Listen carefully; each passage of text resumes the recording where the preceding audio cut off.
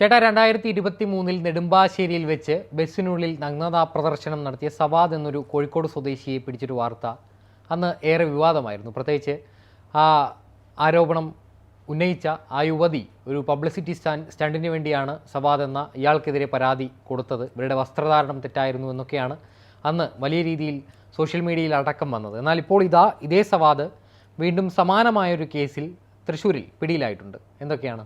ഇയാൾക്കെതിരെ അന്ന് ഈ നന്ദിത ശങ്കര ഇവിടെ പരാതി വന്നപ്പോൾ തന്നെ പരാതി വന്നു. അതിൽ കേസെടുത്ത് ഇയാൾ ജയിലിൽ പോയതിന് പിന്നാലെ തന്നെ ഇയാൾക്കെതിരെ 5 പെൺകുട്ടികൾ രംഗത്ത് വന്നിരുന്നു. ഒരാരും പരാതിയുമായി വരാൻ തയ്യാറായില്ല. 5 പേരാണ് ഇയാൾക്കെതിരെ പറഞ്ഞത്. ഇയാൾ ഇതേ രീതിയിൽ KSRTC ബസ്സിൽ വെച്ച് ഉപദ്രവിച്ചു എന്നുള്ള കാര്യം. ഇത് നന്ദിത ശങ്കര തന്നെ പിന്നീട് പറഞ്ഞിട്ടുള്ള കാര്യമാണ്, പിന്നീട് പോസ്റ്റ് ചെയ്തിട്ടുള്ള കാര്യമാണ്. ഇത് പോലീസിനും അറിയാവുന്ന കാര്യമാണ്. പക്ഷേ അവരാരും പിന്നീട് പരാതിയുമായി രംഗത്ത് വരാൻ വന്നിട്ടില്ലാത്തതുകൊണ്ട്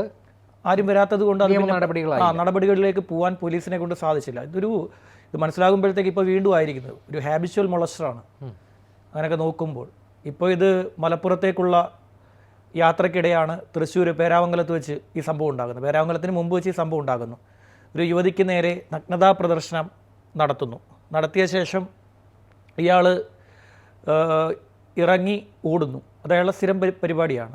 മുമ്പ് നെടുമ്പാശ്ശേരി വെച്ചും ഇയാൾ ഇറങ്ങി ഓടുകയായിരുന്നു. മെയ് 16, 2023 ചൊവ്വാഴ്ച അന്നാണ് തൃശ്ശൂരിൽ നിന്നും എറണാകുളത്തേക്ക് വരുന്ന വണ്ടി, ആ വാഹന KSRTCയുടെ ഫാസ്റ്റ് പാസഞ്ചർ, അതിൽ വെച്ച് ഈ നന്ദിത ശങ്കരയ്ക്ക് നേരെ ഒരു അതിക്രമം അവിടെ സംഭവിക്കുന്നത്. ഇവിടെ എനിക്ക് മനസ്സിലാവുന്നില്ല. അന്ന് ഈ നന്ദിത ശങ്കര എന്ന് പറയുന്ന യുവതി ധരിച്ചിരുന്നതൊരു ഫുൾ കൈ ഹുഡിയും ഒരു ട്രാക്ക് പാൻറ്റുമാണ്.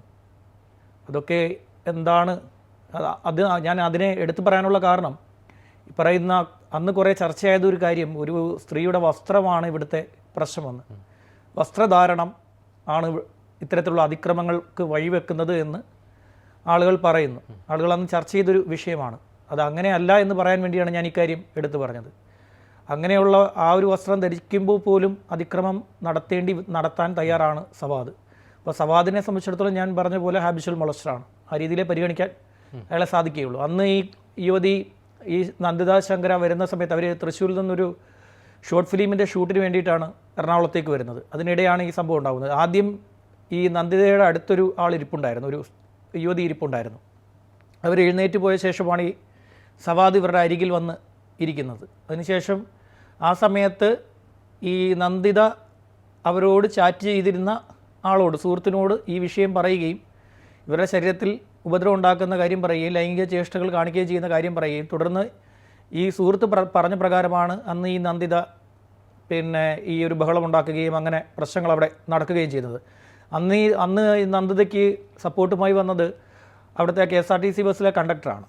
ആ കണ്ടക്ടറും ആ ബസ്സിലെ ഡ്രൈവർ, പിന്നൊരു നിയമ വിദ്യാർത്ഥി. ഇത്രയും പേരായിരുന്നു ഈ സംഭവത്തിൽ സവാദിനെ പിടികൂടാൻ വേണ്ടി മുന്നിട്ട് നിന്നത്. ബാക്കിയുള്ളവരൊക്കെ പിന്നാണ് വന്നത്. പലരും അതിനോട് കണ്ണടച്ചു, ആ ഒരു സംഭവത്തോട് കണ്ണടച്ചു. പക്ഷേ നമുക്ക് ഇടയിൽ അയാൾ ആഘോഷിക്കപ്പെട്ടു. നമ്മുടെ ഈ സമൂഹത്തിനിടയിൽ വലിയ രീതിയിൽ ആഘോഷിക്കപ്പെട്ടു. അല്ലാണ്ടൊരു ഹൈപ്പ് കിട്ടി, ഒരു ശ്രദ്ധേയനായി. പെട്ടെന്ന് ഒരാൾക്ക് കിട്ടുന്ന ഒരു നെഗറ്റീവ് ആണെങ്കിലും പോസിറ്റീവ് ആണെങ്കിലും ഒരു പബ്ലിസിറ്റി, അതിലെ നെഗറ്റീവ് പബ്ലിസിറ്റി അയാൾ നേടിയെടുത്തു. അത് വലിയൊരു പബ്ലിസിറ്റിയാക്കി മാറ്റി. താൻ ചെയ്യുന്നത് തെറ്റല്ല എന്ന് സമൂഹം അയാളോട് പറഞ്ഞു കൊടുത്തു. തൻ്റെ ഈ പറയുന്ന പ്രവൃത്തി നല്ലൊരു മാനസികമായിട്ടുള്ള ഈ മാനസിക വൈകൃതം, അതെ, ലൈംഗിക വൈകൃതമാണ്. ഒന്ന് തൊട്ടാൽ, ഒന്ന് തലോടിയാൽ, അല്ലെങ്കിൽ ഒരു ചെറിയൊരു സ്പർശനം പോലും ലൈംഗികമായി ആസ്വദിക്കാൻ തോന്നുന്ന മനോവൈകൃതം, അതൊരു തെറ്റല്ല, അതിനിയും ആകാം, ഈ സമൂഹം എനിക്ക് പിന്തുണയുമായി ഉണ്ട് എന്നൊരു രീതിയിൽ പറഞ്ഞു കൊടുത്തു. അന്ന് ഈ പറയുന്ന പോലെ ചില സോഷ്യൽ മീഡിയ പ്ലാറ്റ്ഫോമുകളിൽ ഈ നന്ദിതയ്ക്കെതിരെ വലിയ ചർച്ചകൾ നടന്നതിൽ ഒരാൾ ഒരു രാഷ്ട്രീയ പാർട്ടിയുടെ നേതാവായിരുന്നു. അദ്ദേഹം പറഞ്ഞു വെച്ചത് ഈ സവാദിൻ്റെ മതമാണ് ഇവിടുത്തെ പ്രശ്നമെന്ന്. സവാദിൻ്റെ മതം ആണ് ഈ പ്രശ്നങ്ങൾക്ക് കാരണം. സവാദിൻ്റെ മതം നോക്കിയാണ് പലരും കമൻറ്റ് ചെയ്യുന്നത് എന്നാണ് പറഞ്ഞു വെച്ചു കൊടുത്തത്. അങ്ങനെ പറഞ്ഞു വെച്ചു കൊടുക്കാൻ പാടില്ല. സവാദ് ആയിക്കോട്ടെ, ആരോ ആയിക്കോട്ടെ, ഇത്തരത്തിലുള്ള വൈകൃതങ്ങൾ കാണിക്കുന്നവരെ അങ്ങനെ കൊണ്ടുപോകാൻ പറ്റില്ല. ഇപ്പോൾ എനിക്ക് തോന്നുന്നു കഴിഞ്ഞ ആഴ്ചയാണെന്ന് ഒരു ബീഹാറിയെ പിടികൂടിയിട്ടുണ്ട്. ബീഹാറിയെ കൊച്ചിയിൽ നിന്നാണ് പിടികൂടിയത്. അയാൾ ചെയ്ത പ്രവൃത്തി ഒരു 10ാം ക്ലാസ്സിലും താഴെയുള്ളൊരു കുട്ടിയോടാണ് ഇത്തരത്തിലുള്ളൊരു പ്രവൃത്തി കാണിച്ചത്. 10ലും താഴെ പഠിക്കുന്ന ഒരു സ്കൂൾ വിദ്യാർത്ഥിനിയോട് ഈ പ്രവൃത്തി ബസ്സിൽ വെച്ച് അയാൾ കാണിച്ചു. ആ രീതിയിൽ കാണിച്ച ഒരാളെ പിടികൂടി ഇപ്പോൾ അയാൾ നിയമപ്രകാരം ഇവിടുത്തെ എറണാകുളം ജയിലിൽ കിടപ്പുണ്ട്, റിമാൻഡിലാണ്. അപ്പോൾ അത്തരത്തിൽ നടപടി സ്വീകരിക്കുന്ന ഒരു സമയത്ത് സവാദിനെ സപ്പോർട്ട് ചെയ്യാനും സവാദിനു വേണ്ടി സംസാരിക്കാനും ഒക്കെ മാലയിടാനും വേണ്ടി അന്ന് ജയിലിന് മുന്നിൽ ഒരു ആൾക്കൂട്ടം വരുന്നു. ആൾക്കൂട്ടം അയാളെ മാലയിട്ട് ആഘോഷിക്കുന്നു, മാലയിട്ട് ആഘോഷിച്ച് ആനയിക്കുന്നു. അതായത് ഒരു പ്രോത്സാഹനമല്ലേ? മെൻസ് അസോസിയേഷൻ എന്ന സംഘടനയാണ് മെൻസ് അസോസിയേഷൻ എന്ന് പറയുന്ന സംഘടന, അത് ആ സംഘടന ഉണ്ടാവട്ടെ, അന്നേരം അങ്ങനെ സംഘടന വേണം, മെൻസ് അസോസിയേഷനൊക്കെ വേണ്ട ആവശ്യം തന്നെയാണ്. പക്ഷേ ഇത്തരം കാര്യങ്ങളെ പ്രോത്സാഹിപ്പിക്കരുത്. ഇത്തരം ആളുകൾക്ക് കയ്യടി നേടിക്കൊടുക്കാൻ പാടില്ല. പബ്ലിസിറ്റി ഉദ്ദേശിച്ചിട്ടാണെങ്കിലും അതിന്റെ വസ്തുത എന്താണെന്ന് മനസ്സിലാക്കിയതിന് ശേഷം. അതെ, അല്ലാതെ ഈ കാണിക്കുന്ന പ്രവൃത്തി ഇങ്ങനെയുള്ളവരെ ആഘോഷിക്കപ്പെടുമ്പോൾ ഉണ്ടാകുന്ന ഒരു പ്രശ്നം, ബസ്സിൽ പലരും സുരക്ഷിതരല്ലാതാവും. പലർക്കും പല കാര്യങ്ങളും പല പ്രശ്നങ്ങളും ബസ്സിൽ നേരിടേണ്ട സാഹചര്യമുണ്ട്. ഇപ്പോൾ പുരുഷന്മാർക്ക് പോലും ബസ്സിൽ ഇത്തരത്തിലുള്ള കാര്യങ്ങൾ നേരിടേണ്ടി വരാറുണ്ട്. ഇപ്പം നമ്മൾ അല്പം മുമ്പ് ഒരു വീഡിയോ കണ്ടു. ആ വീഡിയോയിലെ ഇര എന്ന് പറയുന്നത് ഒരു പുരുഷനാണ്. എന്നാൽ വേട്ടക്കാരൻ എന്ന് പറയുന്നത് പുരുഷൻ തന്നെയാണ്. പുരുഷൻ തന്നെയാണ് വേട്ടക്കാരൻ, പുരുഷൻ തന്നെയാണ് ഇരയും. അപ്പോൾ ഇത് ആർക്കും എതിരെയും ബസ് എന്ന് പറയുന്നത് ഒരു എന്താ പറയുക, ഒരു അവസരമായി ഉപയോഗിക്കപ്പെടുന്ന ഒരു കാലഘട്ടമുണ്ട്. ഇപ്പോഴൊക്കെ ബസ്സിൽ ക്യാമറകൾ വന്നുകൊണ്ട് കുറച്ചൊക്കെ കുറഞ്ഞെന്ന് തോന്നുന്നു. നേരത്തേക്ക് ഇത് വളരെ കൂടുതലായിരുന്നു, അതിഭീകരമായിരുന്നു. ഇപ്പോൾ കുറച്ചൊക്കെ കുറവുണ്ട്. നേരത്തേക്ക് ഇതിൻ്റെ ഒരു എന്താ പറയുക, ഈ ബസ്സിൻ്റെ ഈ നടുക്ക് ഭാഗത്തേക്കൊക്കെ വരാൻ കുട്ടികൾക്ക് ഭയമായിരുന്നു. അതായത് ഈ പ്രൈവറ്റ് ബസ്സുകളുടെ ഫ്രണ്ടിൽ ഈ സിറ്റികളിലല്ല സിറ്റികൾ വളരെ അങ്ങനെ ഇങ്ങനെ ആ ഒരു രീതി അധികം നോക്കാറില്ല. പക്ഷേ ബാക്കി റൂറൽ മേഖലകളിലൊക്കെ ഫ്രണ്ടിൽ സ്ത്രീകളും പിന്നിൽ പുരുഷന്മാരുമാണ്. അപ്പോൾ ഈ കുട്ടികൾക്ക് നടുഭാഗത്തേക്ക്, അതായത് ബസ്സിൻ്റെ മധ്യഭാഗത്തേക്ക് വരാൻ ഭയപ്പെട്ട് കണ്ടക്ടർ ആവശ്യപ്പെട്ടാൽ പോലും കുട്ടികൾ ഭയക്കും. കാര്യം കണ്ടക്ടർ ആവശ്യപ്പെടും, നിങ്ങൾ അങ്ങോട്ട് ബാക്കിലേക്ക് നിൽക്കൂ എന്ന് പറഞ്ഞാൽ കുട്ടികളെ അങ്ങോട്ട് വിട്ടാലും കുട്ടികൾ പോവില്ല. കുട്ടികൾക്കറിയാം അവിടെ എന്താണ് സംഭവിക്കുന്നതെന്ന്. അങ്ങനെ പോയി കഴിഞ്ഞാൽ അവിടെ നേരിടാൻ പോകുന്ന എന്ത് അതിക്രമമാണെന്ന് ഈ പറയുന്ന പെൺകുട്ടികൾക്കറിയാം. അത് മനസ്സിലാക്കിയിട്ടാണ് കുട്ടികൾ പോകാത്തത്. അത് ചില കണ്ടക്ടർമാർക്ക് അത് മനസ്സിലാവത്തുമില്ല.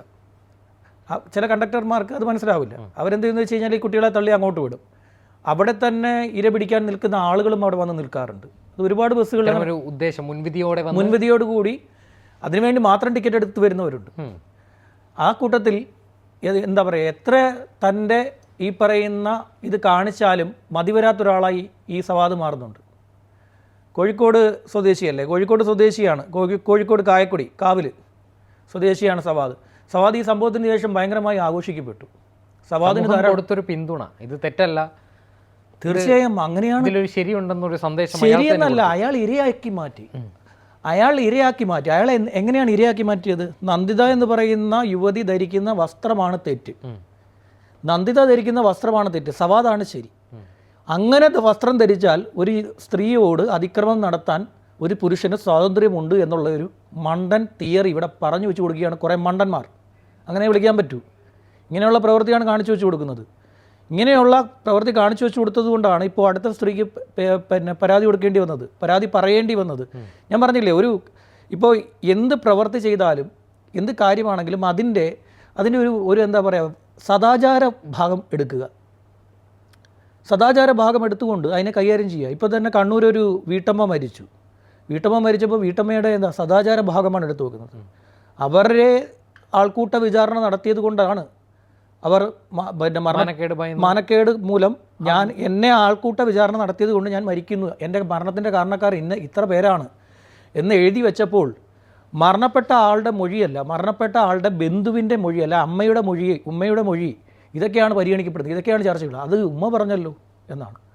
ഉമ്മയല്ലല്ലോ അവിടെ ഇര ചെയ്തൊരു തെറ്റിനെ മറച്ചു പിടിക്കാൻ മറ്റൊരു മാർഗം സ്വീകരിക്കും. അതെ, ഉമ്മയല്ലല്ലോ ഇര എന്ന് പറയുന്നത് മരണപ്പെട്ടു പോയ സ്ത്രീയാണ്. അവർക്കാണ് നീതി വേണ്ടുന്നത്. ഇതല്ല ചർച്ച ചെയ്യപ്പെടുന്നത്. ഇതെല്ലാം സദാചാരപരമായിട്ട് ചർച്ച ചെയ്യണം. സദാചാരം വെച്ച് ഓരോ വിഷയങ്ങളെയും കൈകാര്യം ചെയ്യുന്നു. ഇപ്പോൾ ഒരു സ്ത്രീയും പുരുഷനും, ഞാൻ മുമ്പ് ശ്രദ്ധിച്ചിട്ടുള്ളൊരു കാര്യമാണ് ഡൽഹിയിലെ നിർഭയ കേസ് അതിക്രൂരമായിട്ട് ഈ സംഭവം നടന്നു. ഇതെല്ലാം കഴിഞ്ഞു. അത് കഴിഞ്ഞിട്ട് അതിൻ്റെ ശിക്ഷ നടപ്പാക്കിയ ദിവസം സോഷ്യൽ മീഡിയയിൽ നടന്ന വലിയൊരു ചർച്ച, രാത്രിയിൽ കറങ്ങാൻ പോയിട്ടല്ലേ, രാത്രിയിൽ കാമുകനൊപ്പം കറങ്ങാൻ പോയിട്ടല്ലേ ഈ അനുഭവം വന്നത്.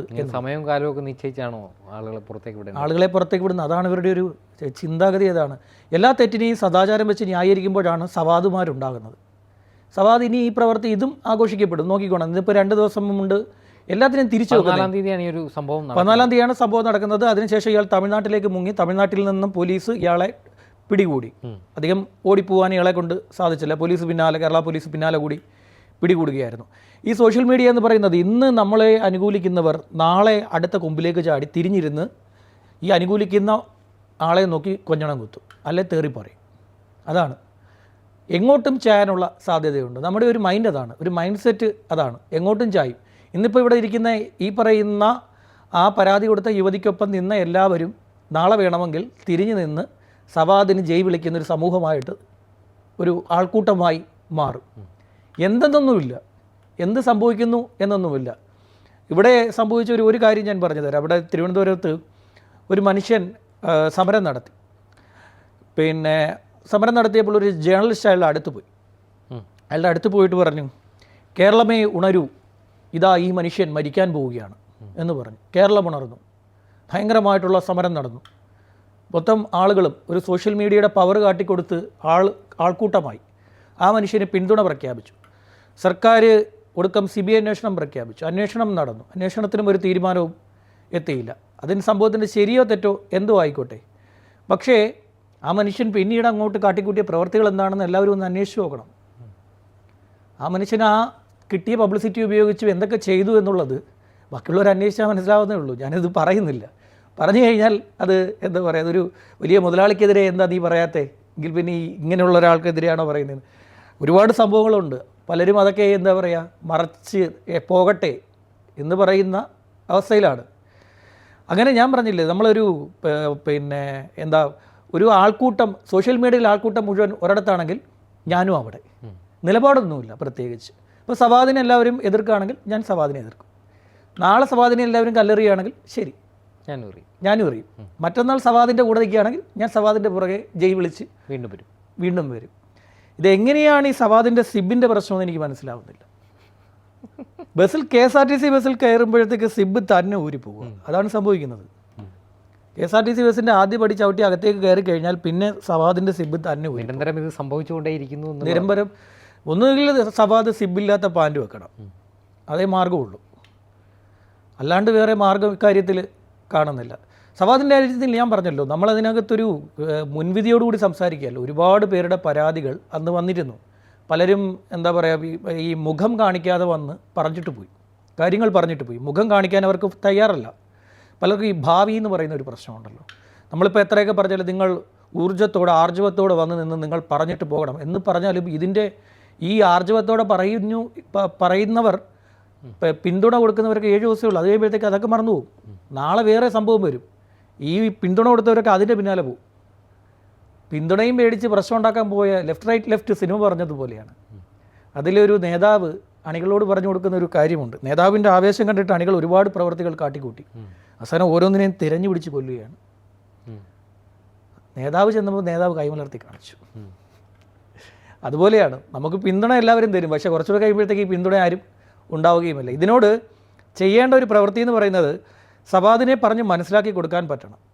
നീ ചെയ്തത് തെറ്റാണ് എന്ന് നിനക്കുള്ള ബോധ്യം ഉണ്ടാവണം. അല്ലാണ്ട് അവനെ ഇങ്ങനെ പിന്തുണയ്ക്കാൻ പോയി കഴിഞ്ഞാൽ അവൻ നാളെയും ഇത് ചെയ്യും.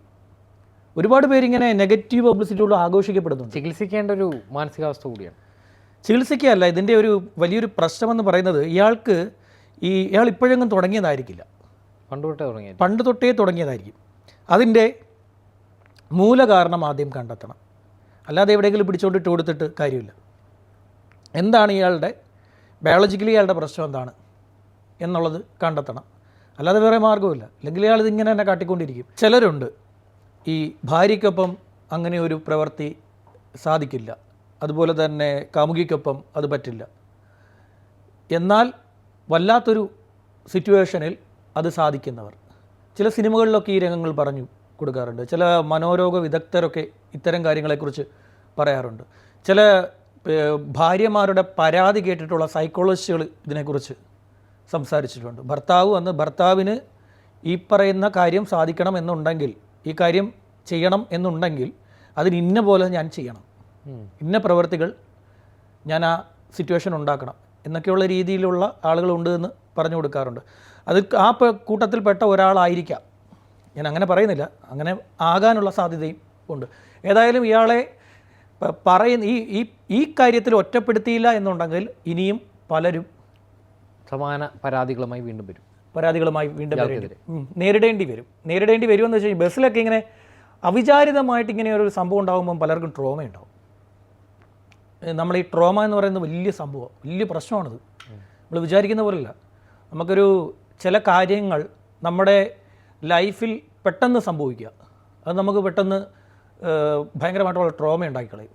അതുപോലെ തന്നെ മുൻകാലങ്ങളിൽ നമ്മുടെ ലൈഫിൽ സംഭവിച്ചിട്ടുള്ളൊരു കാര്യം പെട്ടെന്നൊരു സിറ്റുവേഷനിൽ ആരോടെങ്കിലും പറയേണ്ടി വരിക, നമ്മൾ പെട്ടെന്ന് ഒരാളോട് പറയേണ്ടി വരിക, മുൻകാലങ്ങളിൽ എൻ്റെ ജീവിതത്തിൽ ഇങ്ങനൊരു കാര്യം ഉണ്ടായിരുന്നു എന്ന് പറഞ്ഞു കഴിഞ്ഞാൽ പിന്നെ അന്നത്തെ ദിവസം നമുക്ക് ചിലപ്പോൾ ആഹാരം പോലും കഴിക്കാൻ പറ്റില്ല, ചിലപ്പോൾ ഒരാഴ്ചത്തേക്ക് നമുക്ക് ആഹാരം കഴിക്കാൻ പറ്റില്ല, നമ്മൾ ഭയങ്കര ഡൗൺ ആയി പോകും. അതുപോലെ ഇതെന്ന് പറഞ്ഞാൽ ഇതൊരു വല്ലാത്തൊരു അവസ്ഥയാണ്, ഒരു വല്ലാത്ത മാനസികാവസ്ഥയാണ്. അത് പറഞ്ഞു കഴിഞ്ഞാൽ എല്ലാവരും അതിനെ ഒരു സിമ്പിൾ വേർഡായിട്ട് ഉപയോഗിക്കും, ട്രോമ എന്ന് പറഞ്ഞിട്ട്. അതങ്ങനെയൊന്നും അല്ല, ഇതൊരു വല്ലാത്ത മാനസികാവസ്ഥയാണ്. അത് നേരിടുക എന്ന് പറയുന്നത് വലിയ പ്രശ്നവുമാണ്. അതുകൊണ്ട് എന്തായാലും സവാദിനെ ഇക്കാര്യത്തിൽ ഇനി പിന്തുണയ്ക്കാൻ പോകുന്നവർ ആദ്യം മനസ്സിലാക്കേണ്ട ഒരു സാധനം, നിങ്ങൾക്കിടയിൽ നിങ്ങളുമായി ഏറ്റവും അടുത്ത് നിൽക്കുന്ന ആർക്കെങ്കിലും ഒരാൾക്ക് അല്ലെങ്കിൽ നിങ്ങൾക്ക് ഇത്തരത്തിലൊരു അനുഭവം നേരിടേണ്ടി വന്നു കഴിഞ്ഞാൽ നിങ്ങൾ പിന്തുണയ്ക്കുമോ എന്ന് ചിന്തിക്കുക. അവിടെ വസ്ത്രധാരണമൊന്നും നോക്കണ്ട. ഇപ്പോൾ ഈ പരാതി കൊടുത്തിരിക്കുന്ന യുവതി ധരിച്ചിരിക്കുന്ന വസ്ത്രമായിരിക്കും ഇപ്പോൾ അടുത്ത കാര്യമായി കൊണ്ടുവരാൻ പോകുന്നത്. ചിലപ്പോൾ അവർ ധരിച്ചിരിക്കുന്ന വേറെന്തെങ്കിലും ഡ്രസ്സായിരിക്കാം, അല്ലെങ്കിൽ ഏതെങ്കിലും ഒരു നടിയുടെ ഫോട്ടോ എടുത്തോണ്ട് ഇതാണ് സവാദിനെതിരെ പരാതി കൊടുത്ത യുവതി എന്നും പറഞ്ഞ് വേണമെങ്കിൽ അതും വരാനുള്ള സാധ്യതയുണ്ട്. അതുകൊണ്ട് ഒന്ന് ഇട്ട് കൊടുക്കും, എല്ലാവരുടെ അടുത്ത് ഇതാണവൾ എന്ന് പറഞ്ഞിട്ട് ഇട്ട് കൊടുക്കും. ഏതായാലും ഈ നന്ദിത വലിയ രീതിയിൽ വേട്ടയാടപ്പെട്ട ഒരാളാണ്. അവരുടെ പ്രൊഫഷൻ എന്തോ ആയിക്കോട്ടെ, പ്രൊഫഷൻ എന്താ തെറ്റ്? മോഡലിംഗ് തെറ്റാണോ? അല്ല. അഭിനയം തെറ്റാണോ? ആ വസ്ത്രം തെറ്റാണോ? എന്താണ് തെറ്റ്? ഇതൊക്കെ തെറ്റാണെന്ന് പറയുന്നത് നമ്മളാണ് തെറ്റ്. ശരി.